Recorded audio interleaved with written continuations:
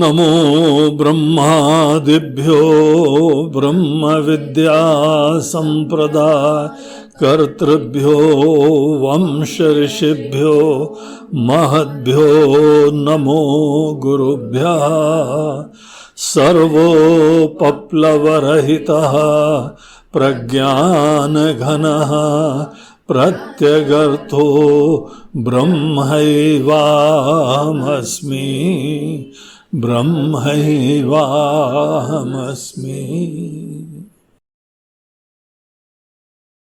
हरि ओम। आइए साधना पंचकम का सबसे पहले तीसरा श्लोक चैंट करते हैं। वाक्यार्थश्च विचार्यतां श्रुतिशिरः पक्षसमाश्रियतां दुस्तर्कात् सुविरम्यतां श्रुतिमतः तर्कोऽनुसन्धीयतां ब्रह्मैवास्मि विभाव्यताम् अहरः गर्वः परित्यज्यतां देहेऽहं मतिरुज्यतां बुधजनैः वादः परित्यज्यताम्।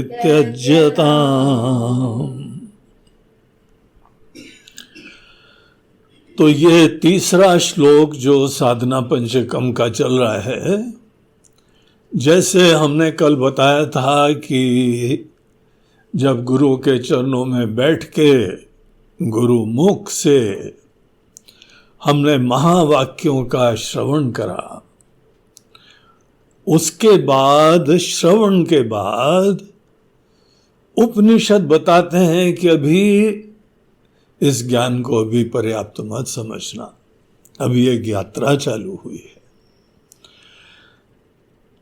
जैसे हमने एक कोटेशन दिया था, आत्मा वारे दृष्टव्यः श्रोतव्यः मंतव्यः निदिध्यासितव्यः।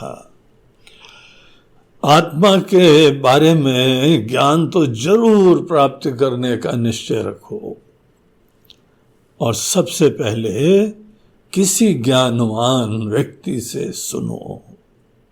ज्ञानवान से सुनने से फर्क पड़ता है। न अपने आप सेल्फ स्टडी से पढ़ता है, न कहीं पे कोई टेप सीडी टीवी के प्रवचन, इनसे फर्क पड़ता है। आपकी व्यक्तिगत प्रेजेंस वो बहुत प्रोफाउंड डिफरेंस डालती है। जहां पे हम गुरु के पास पर्सनली होते हैं, आपको डिफरेंस दिखाई पड़ जाएगा। आप थोड़ी देर सोचिए कि आप घर के आराम में, कंफर्ट में, कन्वीनियंसेस में बैठे हुए हैं और अपनी तरफ से स्टडी कर रहे हैं, और दूसरी तरफ से घर से निकल के गुरु के चरणों में आके पूरी श्रद्धा भाव से, एकाग्रता से फिर आप यहां पे उनके मुख से श्रवण कर रहे हैं। कितना डिफरेंस होता है? आपको डिफरेंस लगता है कि नहीं लगता है? वही चीज सुन रहे हैं, लेकिन एक तो ये 1-to-1 कम्युनिकेशन हो रहा है। जिस समय कोई किताबें लिखी जाती हैं, कोई प्रवचन दिए जाते हैं, वो किस अधिकारी के लिए दिए जा रहे हैं?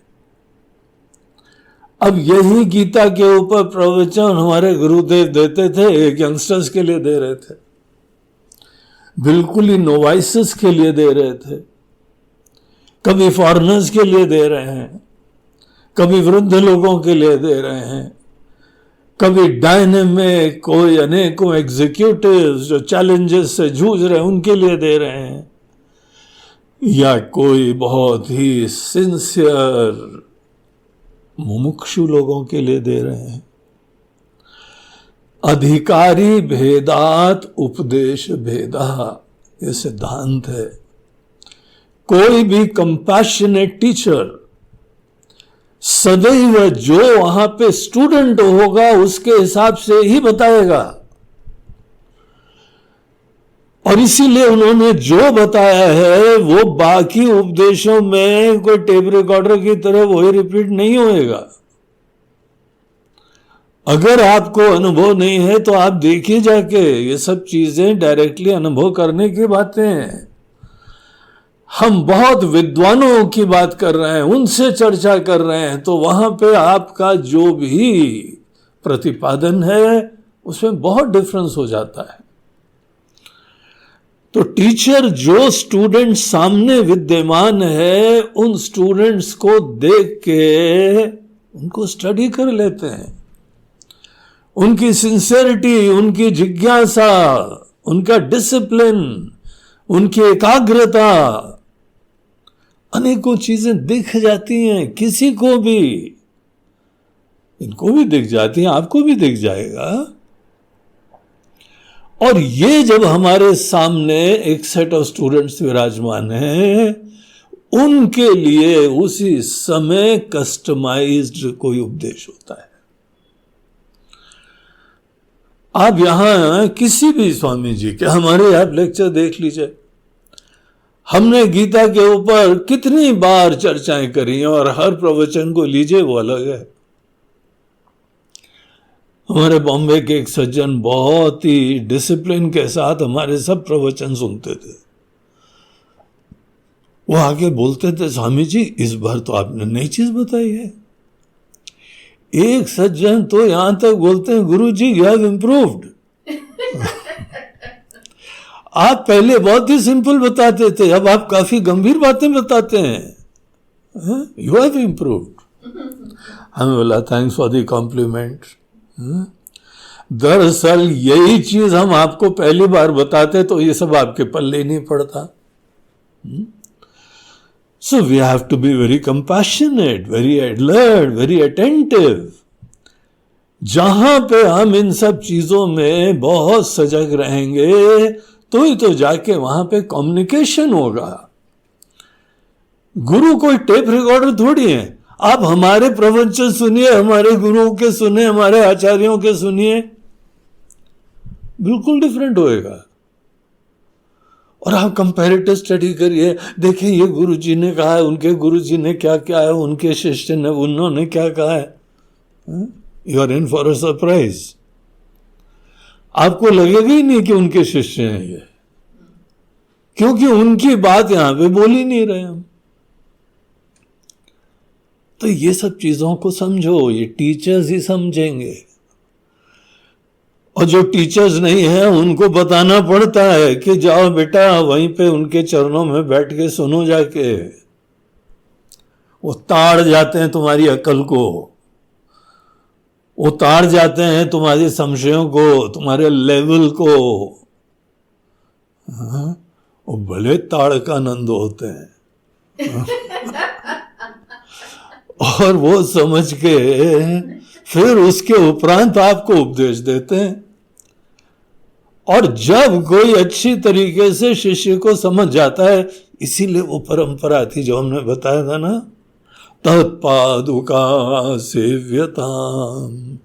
अब ये थोड़ी है केवल जो है वो पादुका की सेवा करते चले जाओ।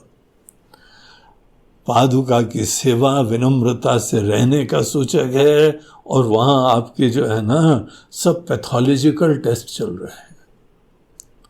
लैब के टेस्ट होते हैं ना, ब्लड के टेस्ट और ये टेस्ट, गुरुजी देखते रहते हैं। हाँ, शुगर इतना है, कोलेस्ट्रॉल इतना है, एंजाइटी इतनी है, राग द्वेष इतना है, अभिमान इतना है, संकोच इतना है, डलनेस इतनी है। और जब गुरु जी के पास आश्रम में रह के और जब भी बोलो कुछ बात करने के लिए, घूम फिर के अनेकों लोग एक ही बात करते हैं, तो पता लग जाता है कंडीशनिंग ये है, धारणा ये है। और उसके हिसाब से फिर आपको उपदेश दिया जाता है। जो आपको उपदेश दिया जा रहा है वो आपको दूसरी किताबों में नहीं मिलेगा। क्यों नहीं मिलेगा? क्योंकि उनके सामने दूसरे शिष्य थे, उनके सामने यंगस्टर्स थे। हम लोग जब पहली पहली बार गुरुदेव से जब सुन रहे थे, और भी हमारे जितने आचार्य लोग थे उनसे सुनते थे, उनके प्रवचन बड़े एंटरटेनिंग होते थे, कहानियां सुनाते थे, जोक सुनाते थे कुछ समय तक। उसके बाद वो इंप्रूव हो जाते थे हमारे गुरुजी इंप्रूव हो गए, क्योंकि फिर सीरियस बातें करने लगे। क्यों इंप्रूव कर गए? क्योंकि हमारी अकल थोड़ी सुधर गई, हम थोड़े सीरियस हो गए। हम थोड़े सीरियस हुए कि उन्होंने, श्री ताड़कानंद जी ने ताड़ लिया। करुणा निधान, सूक्ष्म बुद्धि, संवेदनशील, अटेंटिव, समझ गए। हाँ, अब बच्चे के अंदर एकाग्रता हो रही है। इसीलिए इट्स एन एक्सपीरियंस। गुरु के पास व्यक्तिगत जाके सुनना, इट्स अ ट्रांसफॉर्मेशन। एक ऐसी डीप इंसाइट मिलती है, और इस प्रोसेस में हम शेकअप भी कर दिए जाते हैं। जो जो धारणाएं हैं, जो जो ब्लॉकेजेस हैं, उनका कर्तव्य है कि आपको उन चीजों से जो है मुक्त कराएं, आप में अवेयरनेस जगाएं। जब तक किसी के अंदर ब्लॉकेजेस नहीं खत्म होंगे, तब तक उसका मन शुद्ध थोड़ी होता है, तब तक उसको कोई इंसाइट ही नहीं मिलती है। तो सबसे पहले है आत्मा वारे दृष्टव्य श्रोतव्य। बहुत ध्यान से सुनो जाके, एक ट्रेडिशन है। नहीं, आज तो 21वीं सदी, अरे 21वीं सदी हो जाए, 50वीं सदी हो जाए, यही सिस्टम चलेगा। There is no alternative to personal interaction. गुरु के साथ हो जाए, आपके स्वजनों के साथ हो जाए, कोई घनिष्ठ संबंध, आपके मित्र हो, पति पत्नी हो, आपके बच्चे हो। क्या केवल इंटरनेट पे ही आप संबंध, ईमेल से और चैट से आप काम बना लेते हो क्या? उसको आने की जरूरत क्या आपके पास? आपकी पर्सनल प्रेजेंस की वार्मथ, उसकी आत्मीयता, उसका डिफरेंस समझो। तो गुरु के पास पहले रह के वहां पे ज्ञान प्राप्त करते हैं। उसके बाद आगे मनन और निधिध्यासन, ये उपनिषद की परंपरा है, ये ज्ञान की प्राप्ति की परंपरा है। श्रोतव्य, मंतव्य, निधिध्यासितव्य। और मनन के अंतर्गत ये बताया जाता है गहराई से चिंतन करो, किताब मत पढ़ते रहो, तुमको जो डाटा दिया है उसके ऊपर मंथन करो।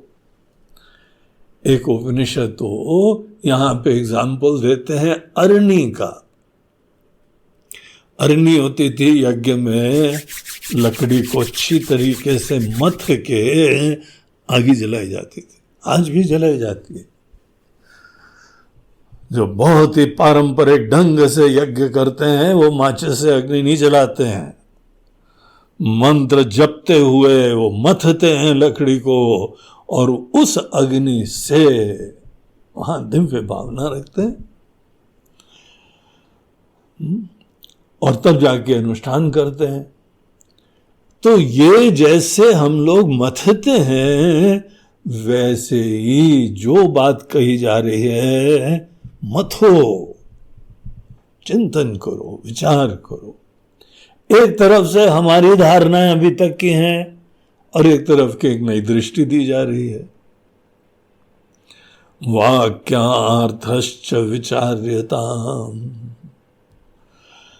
और जब हम विचार करते हैं, एक तरफ से हमारी धारणाएं खत्म हो रही हैं, हमारी दृष्टि, हमारे कन्विक्शंस, हमारे परसेप्शंस हॉलो सिद्ध हो रहे हैं, उस समय श्रुति शिरः पक्ष समा श्रीयताम,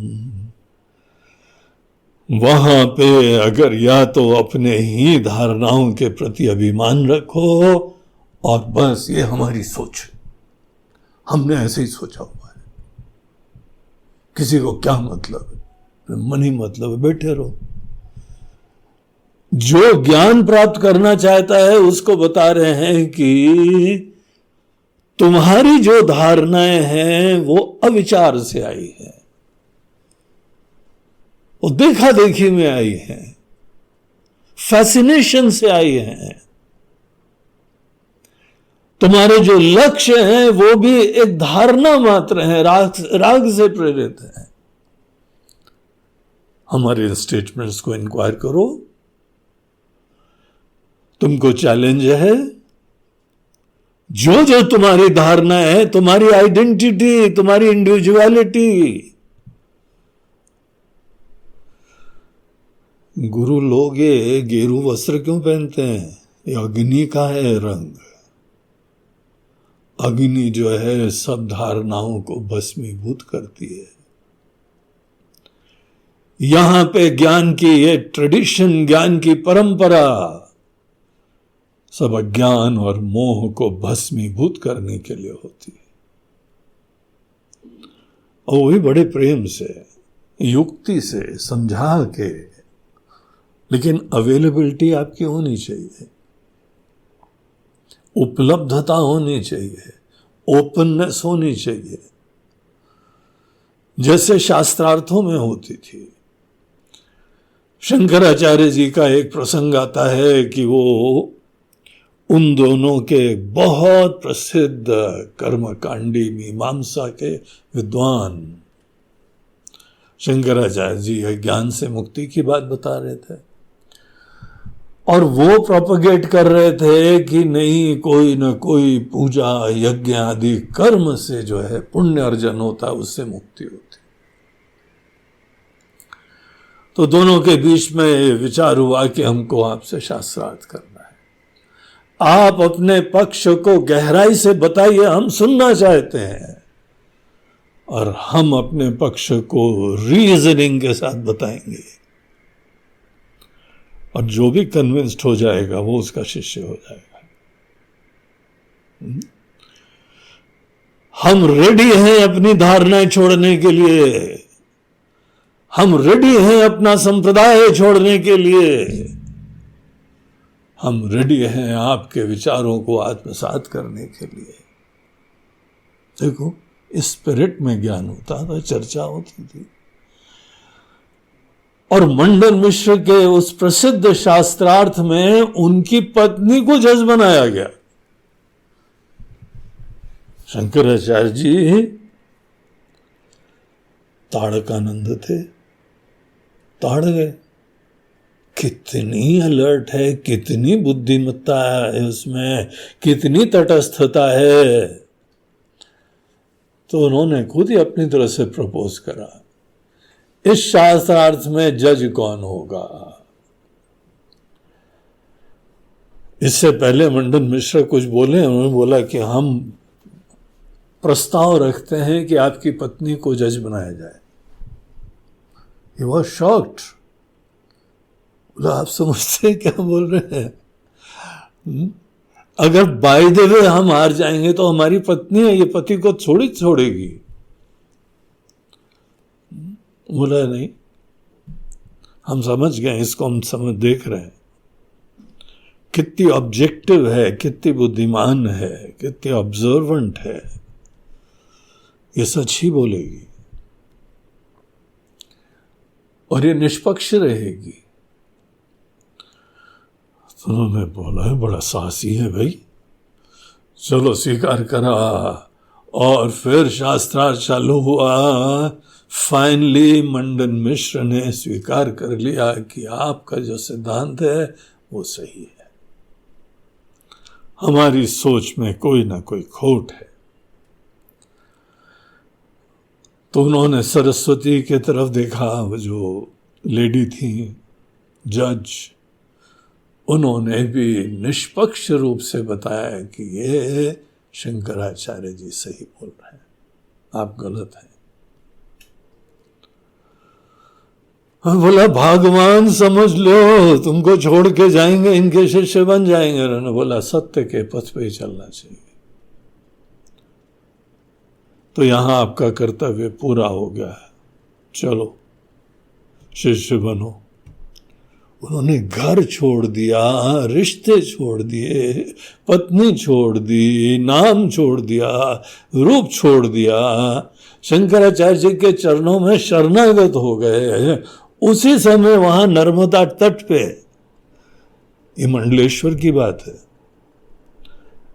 इंदौर से करीब 2 घंटे की दूरी है, माहिष्मती नगरी पहले बोलते थे उसको। ये कहने की बात है, उस जगह का कोई इंपॉर्टेंस नहीं है, कहीं पर भी हो।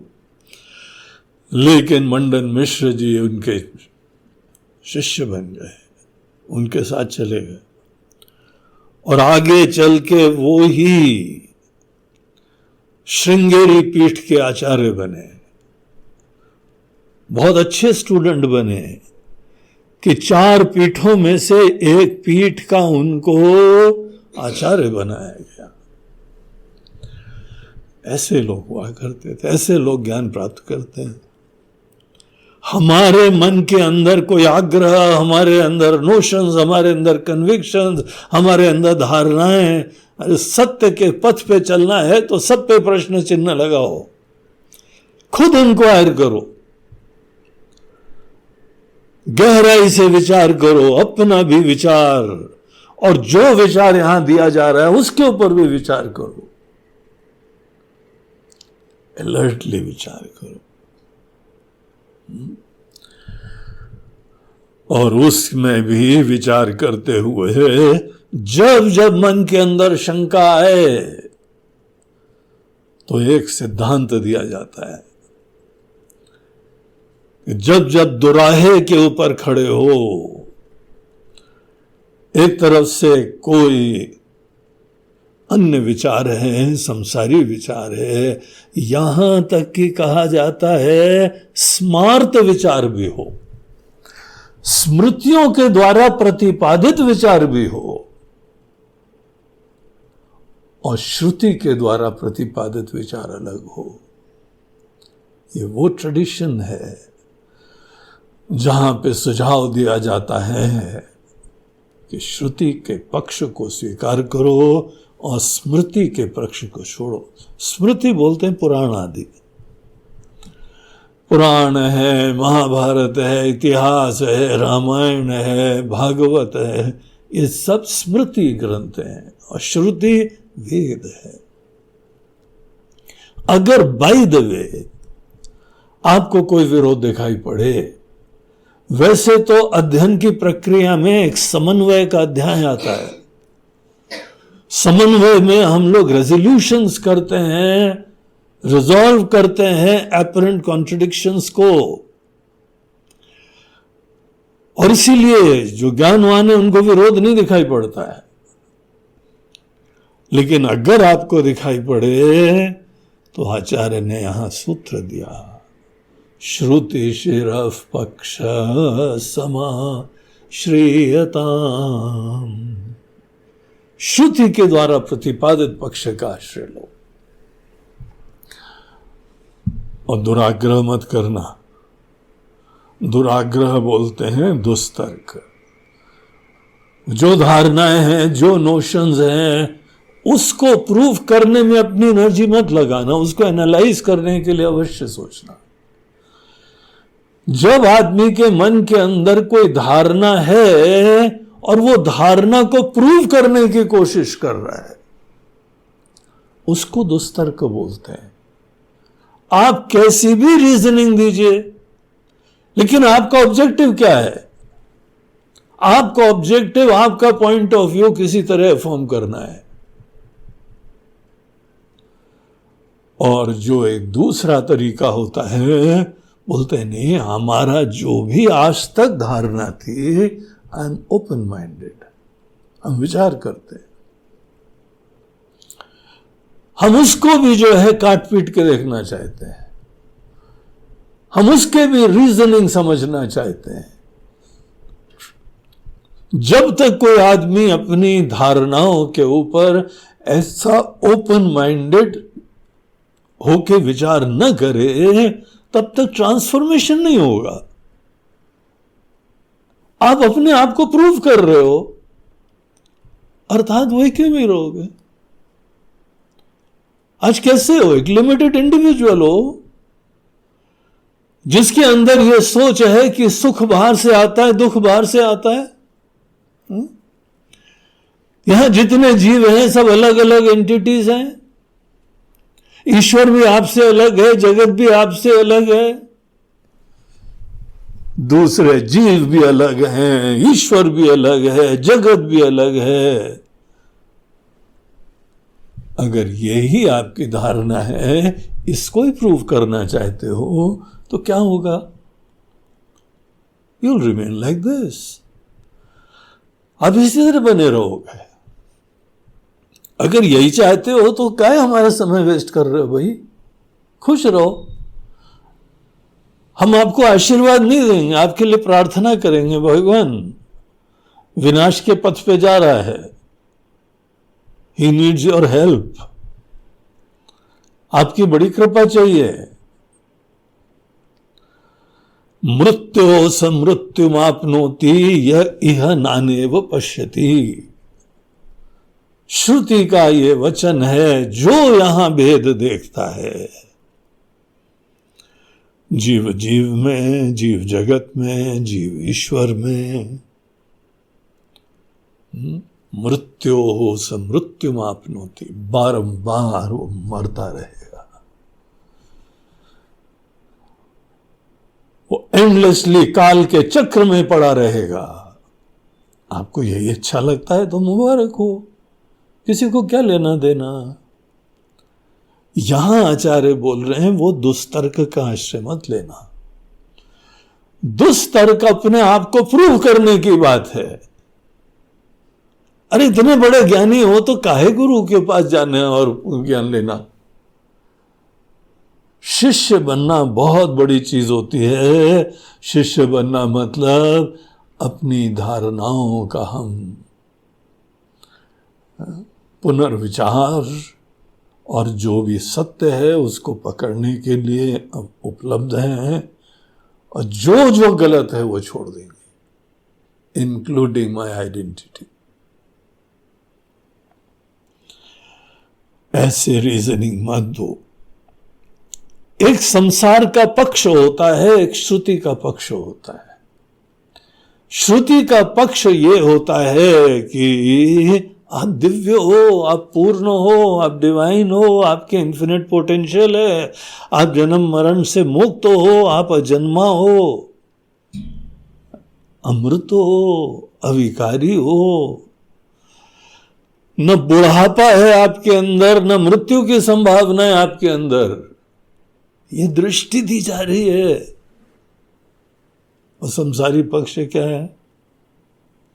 हम जन्म मरणवान हैं, हम छोटे से इंसान हैं, ये हमारी आइडेंटिटी है, ये हमारा बायोडाटा है, ये हमारा पास्ट है, ये हमारे क्रेडेंशियल्स हैं, इतनी उम्र है और इस जगह का ये अनुभव है, वो एक्सपीरियंस है। नहीं रहना चाहते हो तो रहो। गुरु जी तो आपके पास आए नहीं है, आप ही गुरु जी को ढूंढने गए हो ना। आपके लिए आशीर्वाद नहीं, प्रार्थना है। भगवान इसके ऊपर ध्यान रखना, मरने जा रहा है, कुएं में कूदने जा रहा है, सीधे ही मर जाए, पीड़ा ना हो मरने के समय। यही प्रार्थना होगी भैया, और क्या प्रार्थना होगी? यही श्रुति के वचन है, वो व्यक्ति निश्चित रूप से विनाश को प्राप्त होता है।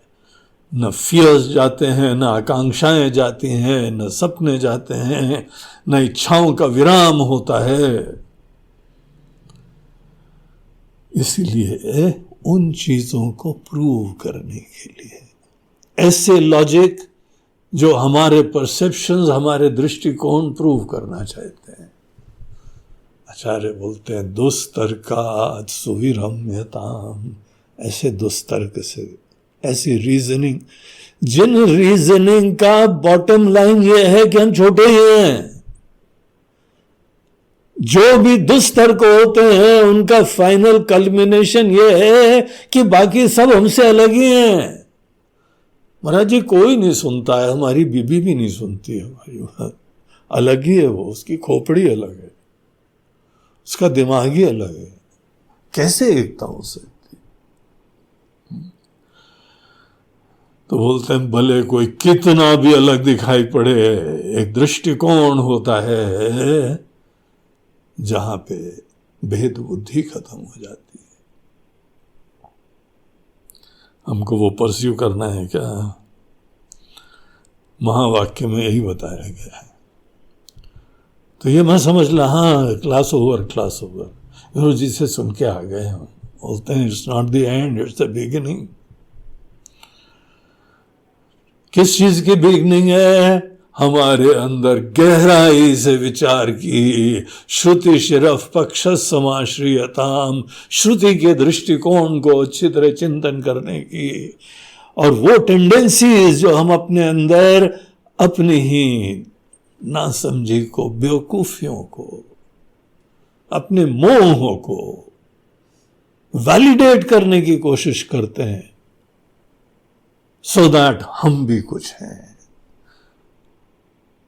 मन में स्वीकार नहीं होता हम इतने बुद्धू थे अभी तक।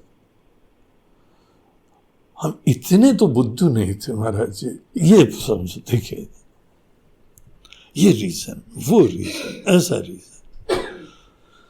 शंकराचार्य जी मुस्कुराते हुए कहते हैं, बोलते हैं तुम बुद्धिमान हो इसीलिए तुमको ज्ञान दे रहे हैं। बुद्धि तो है लेकिन अभी तो यूज नहीं हुई थी, हम यूज करवा रहे हैं। देखो, दुस्तर्क का आश्रय मत लेना। दुस्तर्क और श्रुति मतः तर्क, ये दो तर्क होते हैं। तर्क जो है बुद्धि की भाषा होती है, बुद्धि की भाषा होती है, वो लैंग्वेज होती है, रीजनिंग। दो वकील लोग हैं ना, रीजनिंग करते हैं और जज साहब को जो है प्रूव करके दिखाते हैं कि ये आदमी दोषी है कि नहीं दोषी है। बड़े बड़े वकील ज्यादा पैसे क्यों लेते हैं? इसलिए लेते हैं क्योंकि कोई आदमी दोषी भी हो, हम रीजनिंग ऐसी दे सकते हैं, प्रमाण ऐसे दे सकते हैं, फलाना केस और फलाना रेफरेंस और फलाना ये, उसमें ये कहा था, घुमा फिरा के जो है, देयरफॉर ये आदमी गिल्टी नहीं है। अब जज के पास तो रीजनिंग होनी चाहिए ना, हाँ भैया इनका केस भारी है। कभी कोई तर्क से जीवन में पहुंचा है सत्य में? तर्क से कभी भी नहीं। तर्क में सदैव पहली एक कंडीशनिंग होती है, धारणा होती है, उसी का वैलिडेशन होता है।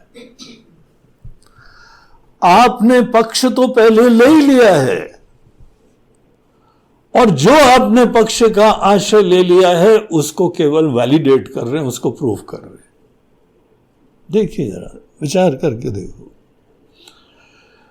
जो हमारा छोटेपने का, भेद बुद्धि का, संकुचिता का, अनित्यता का, जन्म मरणवान होने का, एक व्यक्ति होने का नोशन था, उसके लिए तर्क दे रहे हैं। पहले ही निश्चय हो चुका है। तर्क एक निश्चय को ही प्रतिपादित प्रूव करने की चेष्टा है। इसलिए यहां हम लोगों के ज्ञान की परंपरा में उपनिषद के वाक्य आते हैं, कभी भी ब्रह्म ज्ञान तर्क से नहीं प्राप्त होता है। कठोपनिषद का वचन है, नैषा तर्केण मतिरापनेहा। तर्क के द्वारा वो मति, वो दृष्टि, वो ज्ञान नहीं मिलेगा। हाँ, तर्क जो है एक अवश्य एक कांटे को निकालने के लिए दूसरा कांटे का यूज कर सकते हो। अगर कोई दुष्तर्क है तो वहां पे हमको श्रुति मतः तर्क, श्रुति सम्मत तर्क लॉजिकली प्रूव करा जाता है। हम तो उन आचार्यों को नमन करते हैं जिन्होंने तत्वमसि महावाक्य के ऊपर शोधन करते हुए बड़े लंबे चौड़े ग्रंथ लिखे, रीजनिंग दी उन्होंने। अब ऊपर से तो हमको उपनिषद ने कह दिया ये जीव और ये ईश्वर, ये दोनों एक है। कोई स्वीकार करने को तैयार नहीं।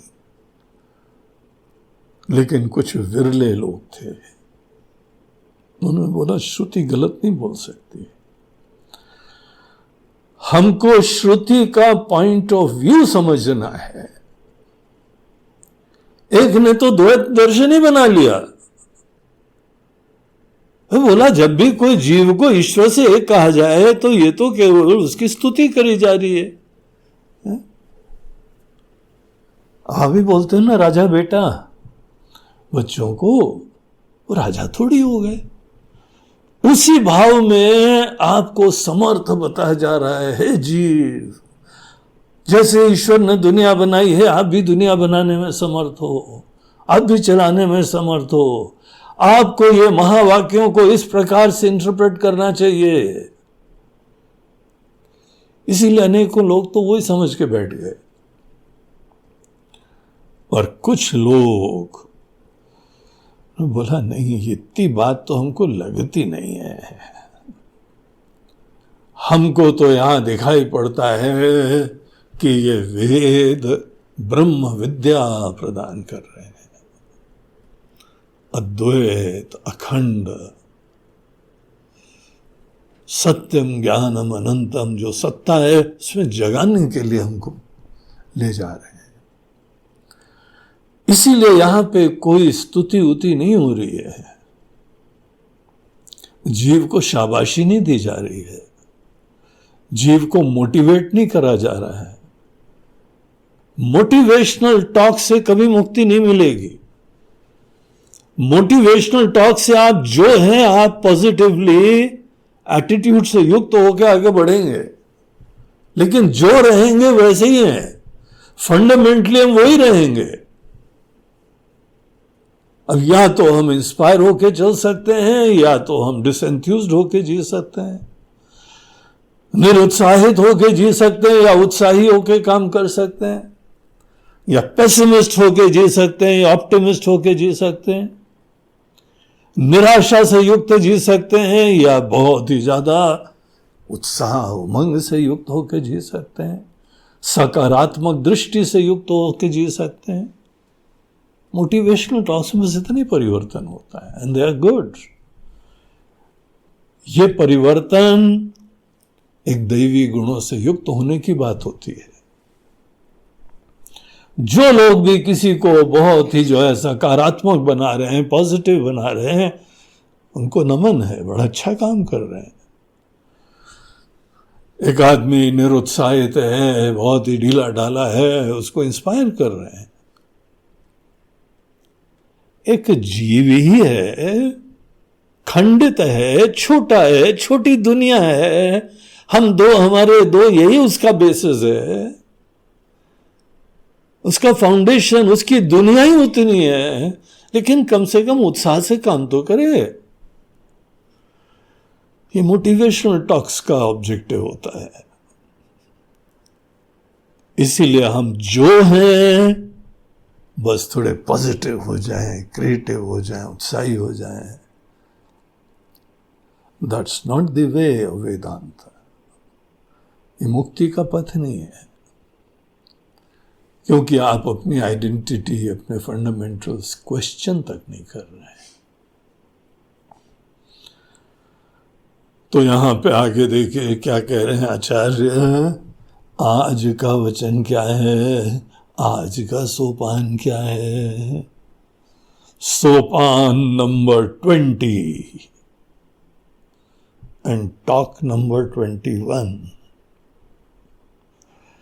श्रुतिमतस्तर्कोऽनुसन्धीयताम्। एक एक स्टेटमेंट बड़े सुंदर है, बड़े महत्वपूर्ण है। अपने समस्त शिष्य लोग केदारनाथ की सुंदर वादियों में बैठे हुए, आचार्य वहां सबको बता रहे हैं कि देखो हमारे प्यारे शिष्य लोग, दुष्तर्क से सदैव बच के रहना। अगर तुमको बुद्धि का यूज करना है तो श्रुति मतः तर्कोऽनुसन्धीयता। श्रुति ने भी रीजनिंग दी हुई है, तर्क भी रीजनिंग है। ऐसी रीजनिंग जिसका बॉटम लाइन हमारा छोटापना ही है, तो कौन सा तीर मार ले भैया? घूम फिर के वही लाला लूलू लाल बने रहोगे। वही लाला लूलू लाल पहले थे, सबसे अलग थे, छोटी सी दुनिया थी, थोड़े से ख्वाहिशें थे, थोड़ी अनेकों प्रलोभन था, लोभ था। ये कर लूंगा ऐसा हो जाएगा, वो कर लूंगा ऐसा हो जाएगा, नाम हो जाएगी, शोहरत हो जाएगा, धन हो जाएगा, दौलत हो जाएगा। अरे लाला जी, अरे लाला लूलू लाल, कितना इंटरेस्टिंग नाम है ना। ऐसे ही हो जाते हैं। दुनिया भर की रीजनिंग बता रहे हैं। अर्जुन भगवान को रीजन दे रहा था, आंख से आंसू निकल रहे, अंदर घुटन है, सुरक्षा है, कमी है, बेचैनी है, फियर्स है 50। और भगवान को समझा रहा था, भगवान हमको लड़ाई नहीं लड़नी चाहिए, क्योंकि ऐसा है, क्योंकि वैसा है, क्योंकि बहुत लोग मर जाएंगे और फिर जितनी अनेकों स्त्रियां हैं सब विधवा हो जाएंगी, और बेचारी विधवा लोग फिर कैसे जीवन जिएंगी? समाज के अंदर ज़्यादा विधवा हो जाएं तो उनका एक्सप्लॉयटेशन हो जाएगा, और एक्सप्लॉयटेशन हो जाएगा तो हमारा कल्चर, हमारी वैल्यूज़ ख़त्म हो जाएंगी। देयरफॉर हमको लड़ाई नहीं लड़नी चाहिए। तो अर्जुन पहली बार क्षत्रिय बन रहे हो क्या? फर्स्ट टाइम लड़ाई में आ रहे हो? तुम्हारा ये सब विचार पहली लड़ाइयों में नहीं आया था क्या? तुम्हारा ट्रैक रिकॉर्ड देखें तो बहुत लोगों को मार चुके हो तुम। उन परिवार का तुमने देखभाल करना चालू करा है क्या? तुम्हारी रीजनिंग का कारण क्या है? इसके पीछे मोटिवेशन क्या है? ऐसी बड़ी बड़ी बातें बोलने का उसका प्रयोजन क्या है? तुम्हारा मोह गुरु के ऊपर, अपने बाबा जी पे, अपने पितामह पे हाथ कैसे उठाएं, वो इशू है कि ये सब इशू है? सच देखना सीखो, अपने तर्क मत दो। भगवान कृष्ण ने तो ऐसा कटाक्ष करा, बोलते हैं पंडितों जैसी बात कर रहे हो अर्जुन। और तुमको पता है किसको पंडित बोलते हैं? अशोच्यान अन्वशोचस्तुम प्रज्ञावादांश भाषसे। जहां शोक की गुंजाइश नहीं है वहां तुम शोक कर रहे हो, और पांडित्य दिखा रहे हो, इतना बुद्धिमत्ता दिखा रहे हो। तो हमको क्यों प्रूव कर रहे हो भैया? हमको प्रूव करने से क्या होएगा? हम मान जाएंगे तो तुम्हारा छोटापना दूर होगा, तुम्हारा मोह दूर होगा। तुम्हारे अंदर रियलाइजेशन होना चाहिए कि तुम्हारे मोटिवेशंस, तुम्हारी प्रेरणाएं, तुम्हारी प्राथमिकताएं सब अज्ञान और मोह में पड़ी हुई हैं। You need to see this. तो इसीलिए अपने आप को वैलिडेट और प्रूव करने के लिए तर्क जो दिए जाते हैं वो सब दुष्तर्क है। And at the end of the day हम वही छोटे व्यक्ति हैं, वही जीव हैं, वही जन्म मरणवान हैं। Welcome to this world of sansar, उसी में पड़े रहो।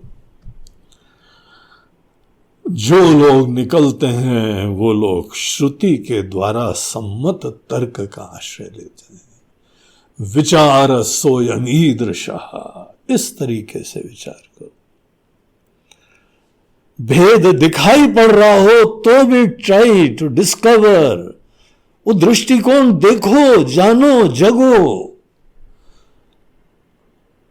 एक दो लोग परिवार के हैं, बस उसी में अपनापन दिखाई पड़ता है, बाकी सब पराए। देखो जरा गहराई से।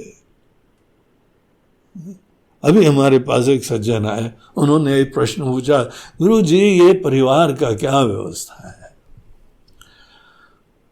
मैं बोला पूरी दुनिया तुम्हारा परिवार है। तुम्हारे एग्जिस्टेंस के लिए जो भी पॉजिटिवली कंट्रीब्यूट करता है वो तुम्हारा स्वजन है ना?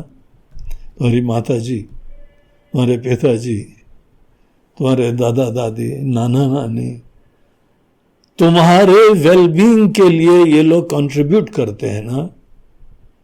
इसीलिए बड़ी ग्रैटिट्यूड, बड़ी कृतज्ञता के साथ इनके साथ एक संबंध जोड़ा हुआ है। जरा आंख खोल के देखो,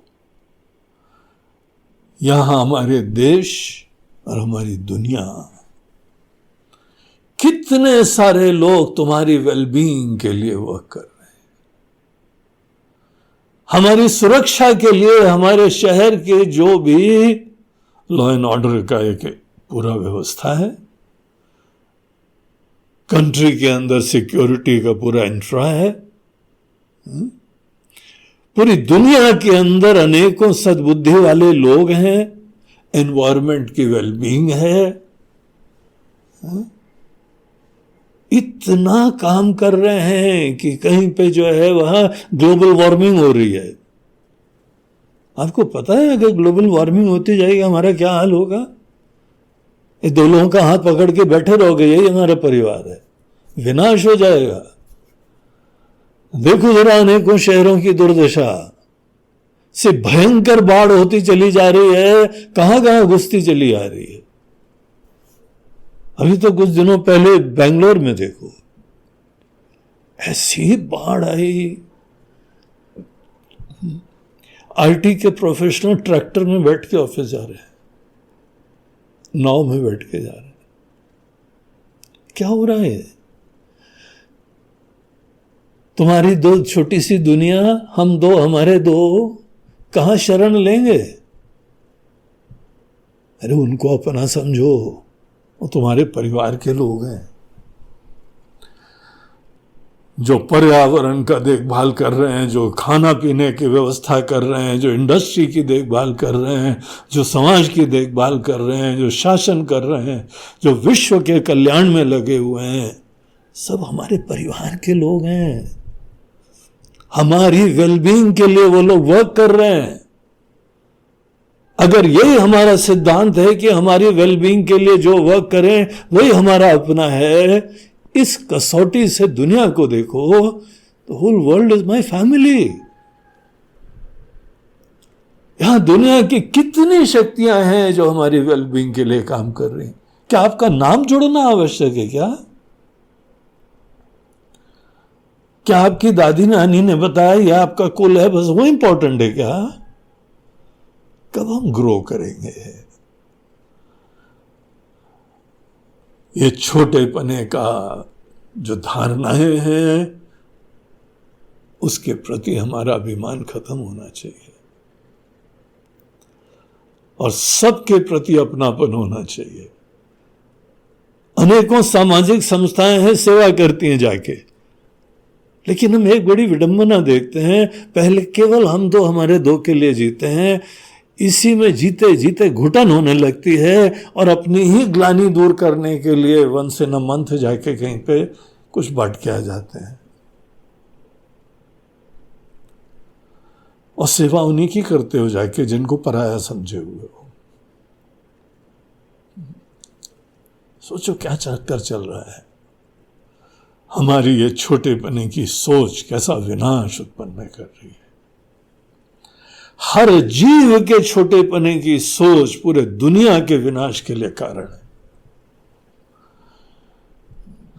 और श्रुति का तो मत है, श्रुति मता तर्क, वो रीजनिंग है।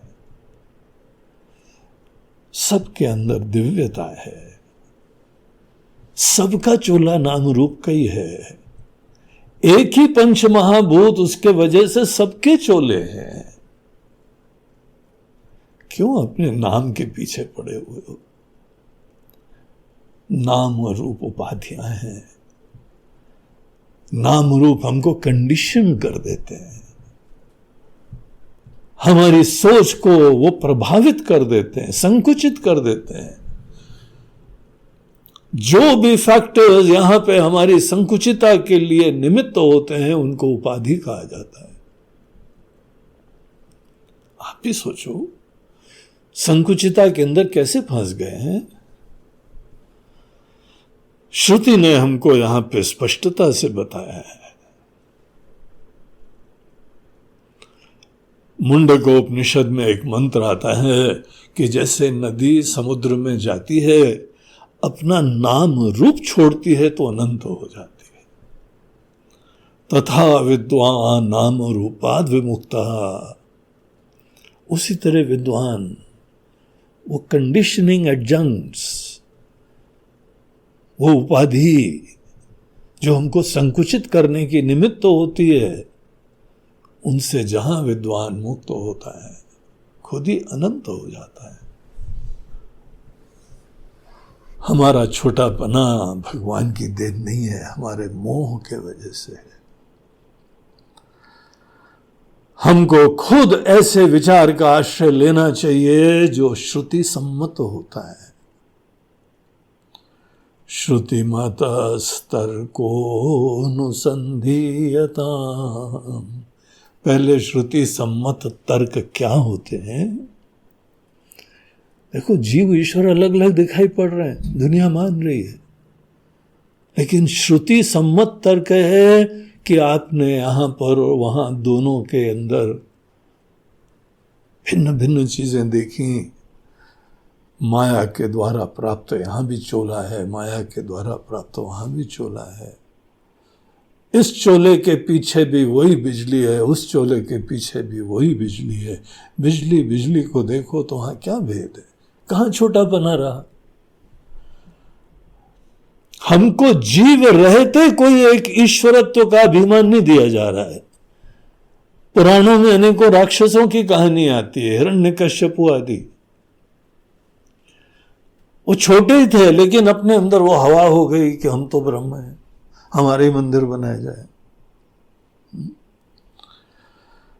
जीवत्व के त्याग के द्वारा, जीवत्व के निषेध के द्वारा जीव जो है भाव अध्यारोप है, उसका अपवाद करके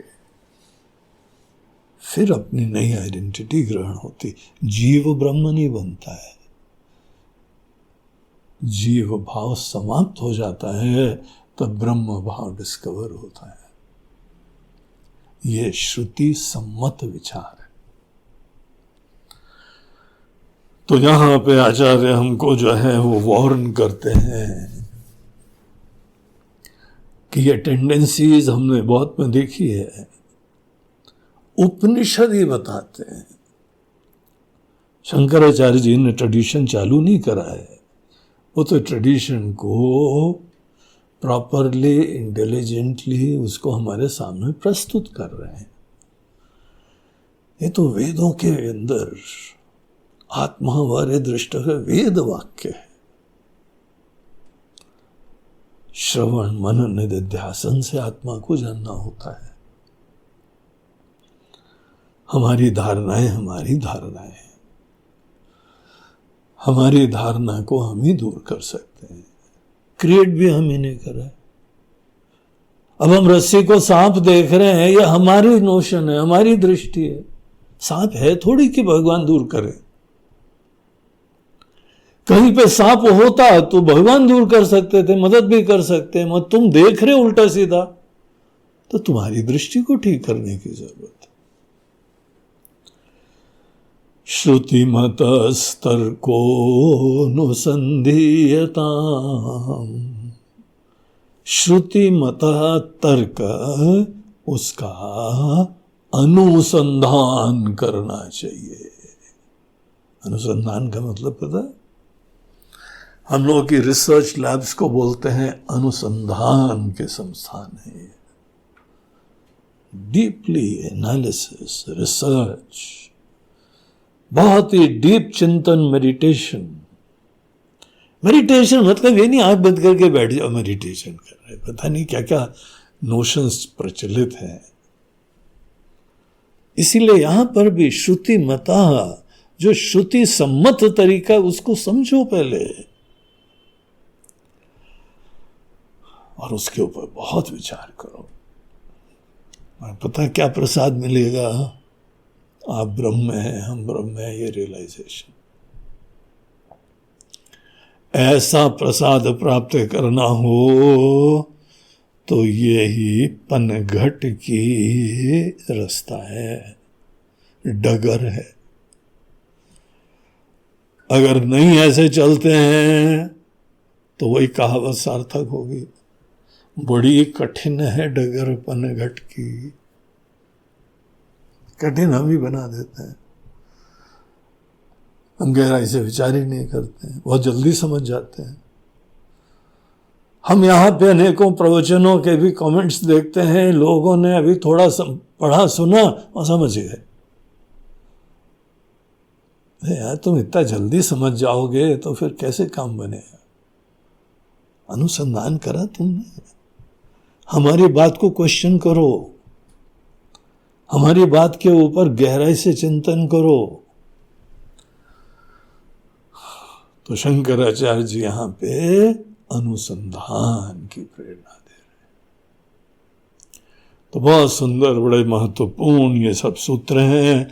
महावाक्य को समझने के लिए श्रवण मनन निधिध्यासन की प्रक्रिया, अभी तक मनन ही है। अब अगले सूत्र से निधिध्यासन की चर्चा करें, वो फिर हम लोग कब देखते हैं। नमः पार्वती पतये हर हर नर्मदे हर, बोलो गंगा मैया की जय। आज का ये प्रवचन अनेकों भक्तों के द्वारा प्रायोजित है, जिसमें सर्वप्रथम ऑक्सफोर्ड यूनिवर्सिटी के डॉक्टर सिद्धार्थ अरोरा, वो वहाँ रिसर्च कर रहे हैं, वहीं पे डॉक्टरेट प्राप्त करी, अब पढ़ा भी रहे हैं और मूल रूप से इंदौर के निवासी हैं। बड़े अच्छे शिक्षक हैं, one of the best teachers का अवार्ड मिला था उनको। तो बहुत ही अच्छा व्यक्तित्व, सौम्य और जिज्ञासु, शास्त्रों के प्रति बड़ी निष्ठा। ऐसे व्यक्ति, उनकी माताजी, उनकी पुण्यतिथि, वो उसकी याद में ये स्पॉन्सरशिप कर रहे हैं। तो सिद्धार्थ, आपको भी बहुत बहुत आशीर्वाद, और आपकी दिवंगत स्वर्गीय माताजी श्रीमती रजनी अरोरा, उनको भी हमारी बहुत बहुत आशीर्वाद और शुभकामनाएं। हम लोग अपने देश में दिवंगत की मृत्यु अभाव हो जाता है ऐसा नहीं समझते हैं। एक यात्रा चलती है इस लोक से दूसरी लोक, और ये यात्रा जो चलती रहती है, इसीलिए शुभकामनाएं सदैव वहां पहुंच जाती हैं। ये स्पॉन्सर नंबर 1 है। दूसरे हैं बॉम्बे के सतीश शर्मा एंड सुमन शर्मा। ये वकील दंपत्ति हैं जो कि बॉम्बे में प्रैक्टिस करते हैं। तो वो लोग अपने समस्त पितरों के श्राद्ध के लिए उनके प्रति अपनी आदरांजलि, श्रद्धांजलि अभिव्यक्त करते हुए आज का जो है ये यज्ञ में आहुति दे रहे हैं। तो सतीश सुमन आपको और आपके समस्त स्वजनों को और दिवंगत पूर्वजों को सबको बहुत बहुत आशीर्वाद, सबके लिए हमारी सद्गति के लिए प्रार्थना है। सतीश के पिताजी, उनसे हम व्यक्तिगत रूप से मिले हैं। एक विद्वान पंडित जी थे, बड़ा सौम्य व्यक्तित्व, बड़ी धर्म में निष्ठा। ऐसे लोग अपने कर्म, अपने ज्ञान से निश्चित रूप से स्वर्ग की गति प्राप्त करते हैं, लेकिन समस्त उनके पूर्वजों के लिए हमारी आज के दिन प्रार्थना है। तीसरे हैं वो भी इनकी माता जी के लिए यह श्राद्ध का है पर्व। तो काननबेन शाह, ये उमेश बाई की पत्नी काननबेन, उनकी माता जी मालाबेन परिक, उनका श्राद्ध का भी समय इसी तिथि को लेते हैं सबों की। तो माला बहन के प्रति भी हमारी बहुत बहुत श्रद्धांजलि, शुभकामनाएं, और कानन बहन और उमेश भाई को भी बहुत बहुत आशीर्वाद। आपके पूर्वज लोग आपके ऊपर सदैव कृपा बनाए रखें और उनके द्वारा प्रदर्शित पथ के ऊपर आप अपने जीवन को बढ़ा के उत्कर्ष को प्राप्त करिए। आपका कल्याण हो। एंड फाइनली नवीन शर्मा और सुरक्षा शर्मा, ये बंबई निवासी हैं, बड़े अच्छे भक्त हैं, निष्ठावान हैं। बड़े प्रेम से जब भी हम बॉम्बे जाते हैं तो बॉम्बे में मिलते हैं, आके दूर रहते हैं लेकिन कभी न कभी प्रवचन में अवश्य आते हैं, आशीर्वाद लेते हैं, सेवा करते हैं। उनकी माता जी अरुणा शर्मा, उनका जन्मदिन है। तो अरुणा जी वो भी भगवान की बड़ी भक्त हैं, सत्संगी हैं। तो अरुणा जी को भी हमारी बहुत बहुत शुभकामनाएं जन्मदिन की। आपका स्वास्थ्य अच्छा रहे, आपका जीवन अच्छा रहे और भगवान की भक्ति और ज्ञान का आशीर्वाद आपको मिले। आपके हृदय में संकल्प ही वही है, वो बहुत ही इस चीज की वैल्यू है। यही हम भी आपको शुभकामना देते हैं। तो नवीन और सुरक्षा, आपको इस यज्ञ की आहुति के लिए, सेवा के लिए बहुत बहुत शुभकामनाएं। और आपकी माता जी को भी आश्रम में सबकी तरफ से बहुत शुभकामनाएं। नमः पार्वती पतये हर हर